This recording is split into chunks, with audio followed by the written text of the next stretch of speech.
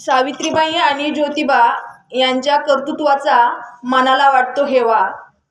सावित्रीबाई आणि ज्योतिबा यांच्या कर्तृत्वाचा मनाला वाटतो हेवा. ह्या सगळ्यांची प्रत्येकाने जाण ठेवा. हीच परमेश्वरा मागते मी तुझ्या चरणी सेवा.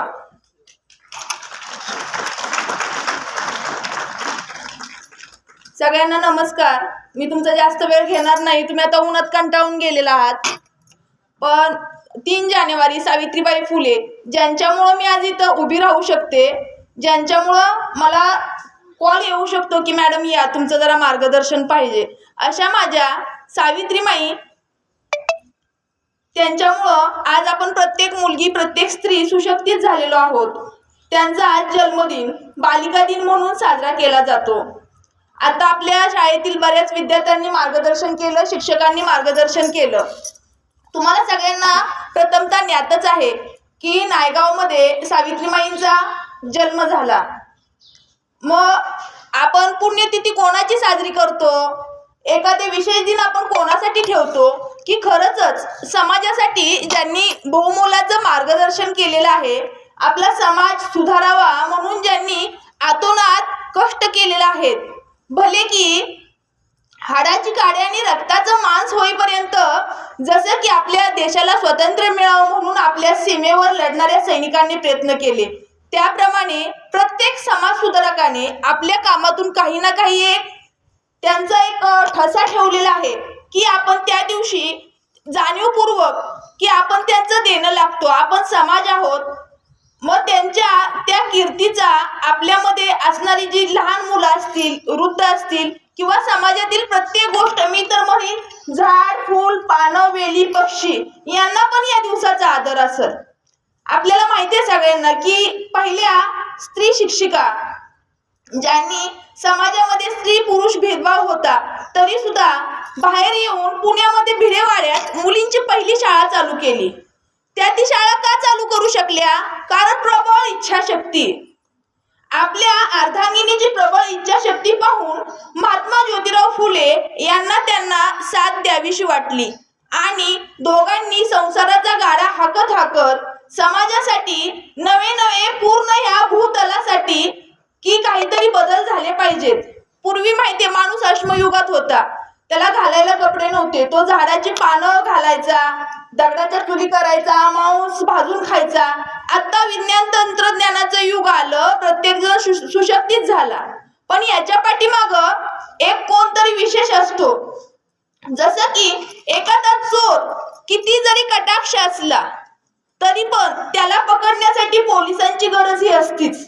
त्या प्रकारे मनुष्य प्राणी हा किती पण पूर्ण असेल, कितीही, आता म्हणजे प्रत्येक जण म्हणतो की मी हुशार आहे, मी म्हणणार वैयक्तिक मी हुशार आहे, XYZ कोणी म्हणणार की मी पूर्णपणे ज्ञानी आहे, पण त्या ज्ञानाला शिदोरीची जोड द्यायला कोणी ना कोणी हवा असतो.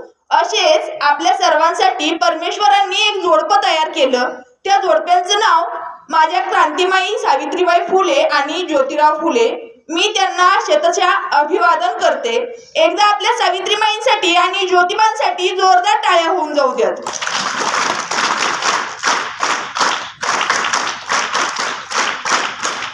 जिच्या हाती पाळण्याची दोरी, जिच्या हाती पाळण्याची दोरी ती साऱ्या जगाते उद्धारी. जिच्या हाती पाळण्याची दोरी ती साऱ्या जगाते उद्धारे. म्हणजे एक जी स्त्री असते ती साऱ्या जगाचा उद्धार करू शकते.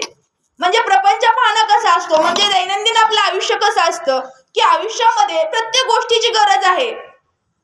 मेल असेल, फिमेल असेल, लहान मुलगा असेल, मुलगी असेल, म्हणजे जे आपण जीवन जगताना प्रत्येक गोष्टीची गरज असते की अमुक एक गोष्ट, समजा आता आपण प्रत्येक जण घरी जातो, फक्त आई असून जमते का? नाही ना, तिच्यासोबत वडील पण लागतात. वडील असून जमत नाही, तिच्यासोबत आई पण लागते. क्रांतिज्योती सावित्रीबाईंनी ओळखून घेतलं की मला साथ देणारा माझा जो पती आहे तो मला साथ देऊ शकतो. मग त्या जोरावर त्यांनी आपण समाजामध्ये काहीतरी कार्य करावं याच्यासाठी त्यांनी पाऊल उचललं. खरंच म्हणजे आपण पुस्तकात वाचतो, मोबाईलला, युट्यूबला वगैरे वाचतो, खूप त्यांना त्रास झाला. लोकांनी दगड मारले, शेण फेकलं, तरीही परिस्थितीला शर्तीने त्या झुंजत राहिल्या, त्या माघारी फिरल्या नाहीत. प्रत्येक ठिकाणी सामोरे गेल्या. कारण त्यांचं ध्येय काय होतं? काहीतरी घडवणं म्हणजे काय करणं?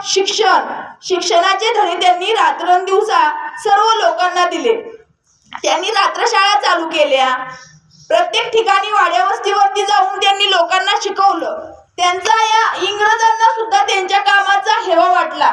इंग्रजांचंही त्यांच्यासोबत बऱ्यापैकी चांगलं हे झालं. मग त्यांना शाळा सुरू करण्यासाठी त्यांनी पुण्यामध्ये भिडेवाड्यात चालू केली. नंतर जे अस्पृश्य समाज असतो, आपण त्यांना दलित म्हणायचो. माझे डॉक्टर बाबासाहेब आंबेडकर ज्यांनी घटना लिहिली, अस्पृश्य समाजासाठी, दलितांसाठी खूप सारे कार्य केले. त्या माझ्या बाबासाहेबांच्या सोबत त्यांनी ज्योतिराव फुले यांचा काही तर ठसा घेतला आणि त्यांचं कार्य चालू ठेवलं बाबासाहेबांनी. ज्योतिराव फुलेंनी सुरुवातीला अस्पृश्य समाज, दलित समाज यांच्यासाठी खूप सारं काम केलं. जे का रांजले गांजले त्यासी म्हणे जो आपले या उक्तीप्रमाणे महात्मा फुलेंनी समाजातील प्रत्येक घटकाला सोबत घेऊन काम केले. तर मुलांनो, त्यांचं ध्येय होतं ते त्यांनी पूर्ण केलं. पण इथून पुढं त्यांच्या ध्येयाला कुठेही नाममात्र, कुठेही काडी न लागता आपण सावित्रीच्या लेकी आहोत.